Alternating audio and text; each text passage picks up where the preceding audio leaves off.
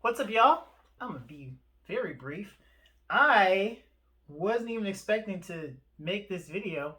I just finished watching the Shawn Mendes documentary on Netflix via teleplay with my sister, and my God, it was super inspiring and heart wrenching and breathtaking all at once. Wasn't expecting any of that, and it's funny because my sister lives with my mom.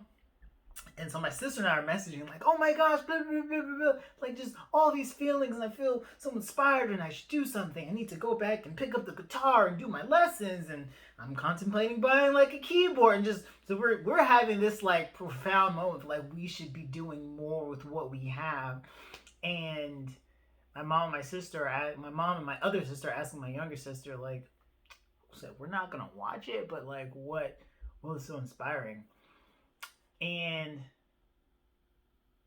that question prompted this video because some stories can't be explained.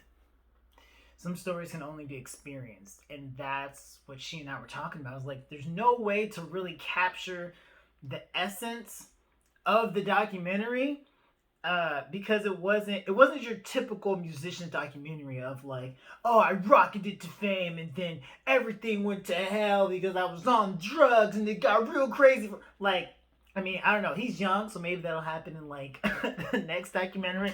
Obviously, that's not what we want. This was just, it was a good, wholesome story, and it had ups and downs. It had heartbreaking moments, like I said, but it was just a good story, and it's not one that you can explain. Um, it's you have to experience it because some stories are technical, right? Some stories are technical, and you can look at it and say, "This is why this worked." Ba ba ba ba ba. And some stories, I don't even want to put some supernatural word on it, but some stories are transcendental, which I think is how you say the word. They have transcendence. They exist beyond technicality. And as a storyteller myself, and somebody who studies stories for a living, in essence, I believe the strongest stories are the ones that you have to experience. I think that's what we're all aiming for. We learn technique so that we can know how story works, just like you learn an instrument or learn how to read music so you can know how to play music. But the point of all of it, whatever your art is, whatever story you're telling, because all art tells a story, the point is never to get up and show off your technical prowess. That's never the point. The point is to get up there and invite whoever is partaking in the art into an experience that they cannot explain. Because when that happens, then you get the response of, yo, you got to see it. You got to go to the museum and look at the picture in person. Look at the painting in person. You got to listen to the song. No. Not just listen to the song. You got to hear this person live.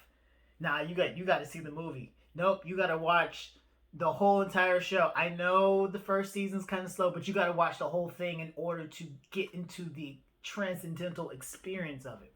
So, as a storyteller, because this is not supposed to be long, I just want to encourage you, if you read stories, if you write stories, if you however you participate in stories, remember to bring the experience of it, making it transcendental. And I know we measure everything by our ability to explain it to 4-year-olds, but as somebody who works with 4-year-olds, that's not the only barometer that matters. 4-year-olds, like all of us, are driven by emotion. And the best way to form a connection, whether with 4-year-olds or via story, is to commit to the experience. You share an experience, that creates a connection. Good job, Shawn Mendes. Super amazing stuff.